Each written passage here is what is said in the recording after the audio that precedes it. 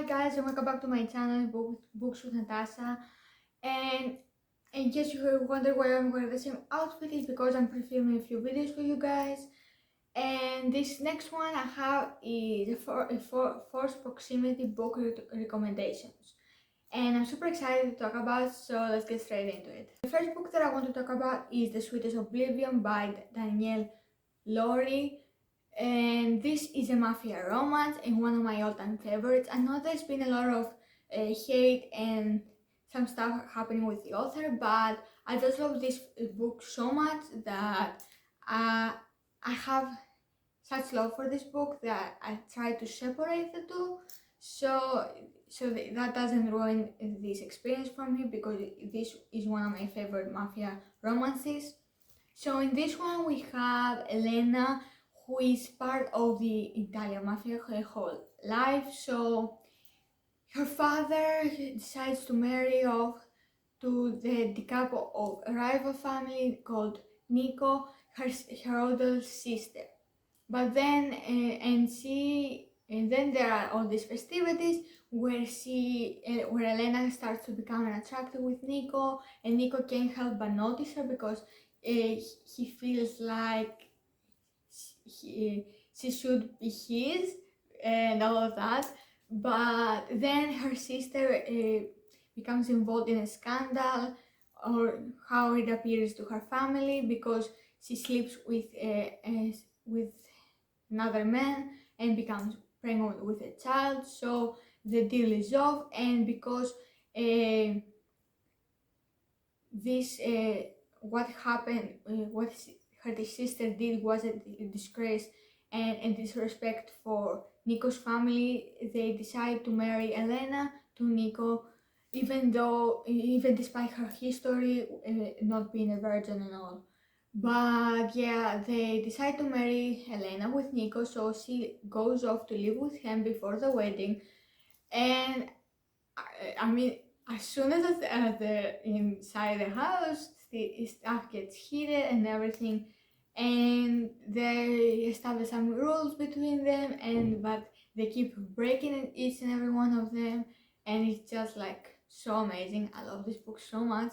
Nico and Elena have so much, are so similar and also so different, and I just love it so much. Definitely give this book a try. Next we have the Surviving Time trilogy by Kalia Reed. Many of you know that I read this series last year and absolutely adore it. It's a historical fiction but also forced proximity, because in this book we follow Serene, who has an antique shop with old stuff, and the night before, she wakes up from a nightmare that feels super real. I can't get it out of her mind, until she finds a photograph in her stuff, basically in the shop, that has the man from her dream, and she can't stop staring at it and wondering what if the dream was real or a memory or something like that, until she gets transported back in time in 1912, I believe. I'm not sure on the date, but somewhere along the line before World War One, I believe. And she inhabits Etienne's wife Serene body, but it's not like a body possession service. That will be explained in the first book what happens. It's not anything like that, I promise you.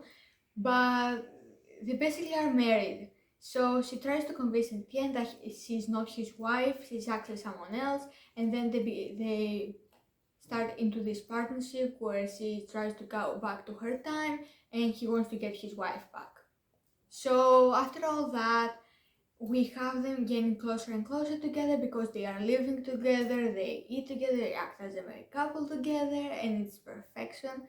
And then Serene falls in love with Etienne and doesn't want to leave, but time has other plans for them and tries to rip them apart. And this series is just amazing. If you love the TV show Outlander, you're gonna love this one. And I can't wait for the next books in the spin-off to come out, because I heard from the author that we're going to have more content for Serena and Etienne, and I'm so here for that. Next we have a series that I still haven't finished, but I actually loved the first book when I read it, and that is Serpent and Dove trilogy by Selby Mahur. Now, in this one, we have forced proximity and marriage of convenience, or arranged marriage, one of the two, and it's amazing. I read the first book when it came out and absolutely loved it, 5 out of 5 stars. Then I picked up the second book as soon as it came out, but it was super slow, so I put it down and never continued with the series. But still, I wanted to mention this because I plan to pick it up soon again after my mood with fantasy reignites. And I have to say, this book follows a witch and a witch hunter, and they enter into this marriage, but they end up falling in love, and it's like amazing. And Lou and Reed, that's their names, make such an incredible couple. Lou is such a badass character, but Reed is such a sweetheart, innocent, kind-hearted character. And I have to say, and I'm really excited to read this series again because many people say that it's really good. Next, we have the Harbinger series by Jennifer L. Armentrout, and this is a spin-off series to the Dark Elements trilogy. In this one, we follow Zane from the previous books and Trinity, who is a descendant from one of the Alphas, and Zane is a warden. So we have a romance between these two, and it's a forced proximity because Trinity, after an attack on the place where all the wardens are living, including Trinity, she doesn't trust anyone, and she needs to go save one of her close friends. So she goes to live with Zane temporarily, and they train and also search for her friend and all of that, and then they become closer and closer until they become a couple. But it also has like a forbidden hint trope, because alphas don't allow that sort of stuff to happen with their descendants, and it's also really good. Next, we have House of Earth and Blood series by Sarah J. Maas, and with this, the first book, we follow Bryce, who's living a party life with her best friend and her pack of werewolves. She's not a werewolf, she's half fake, half human, but her best friend is in line to become an alpha, so she has many friendships with werewolves. So these two have been inseparable for the longest time until something happens, and all the werewolves and her best friend are getting brutally murdered. And when she comes home, she finds them and goes after the demon.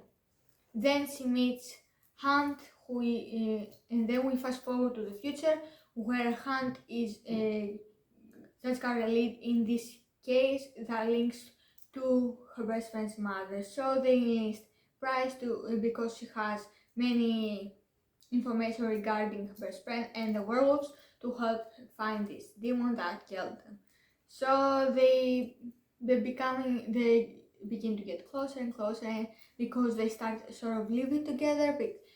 So Hunt can protect her, so he stays at her apartment, and Crescent City is just such an amazing book.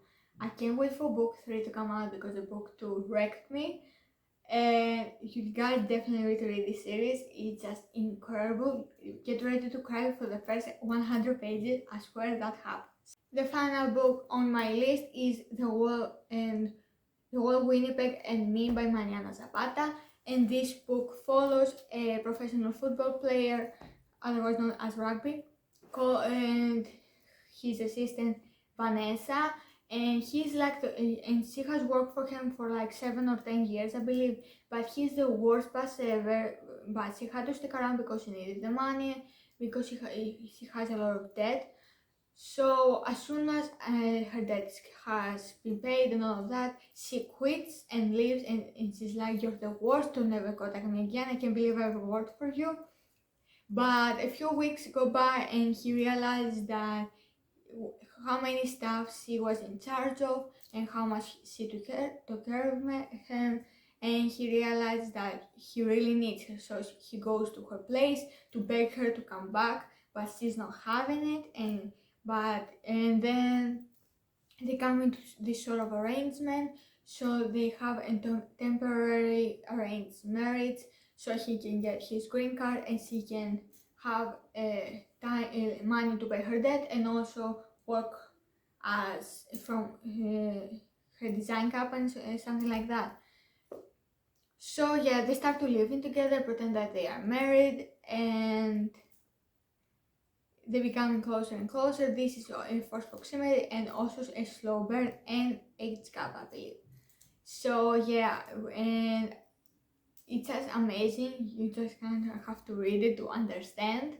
But as soon as you read, I think 100 pages, you'll definitely be hooked, I promise you. So that's it for my video. Thank you so much for watching. Like, subscribe, and stick around for more. All my links for my account will be down below. And I will see you for my next video very soon. Bye!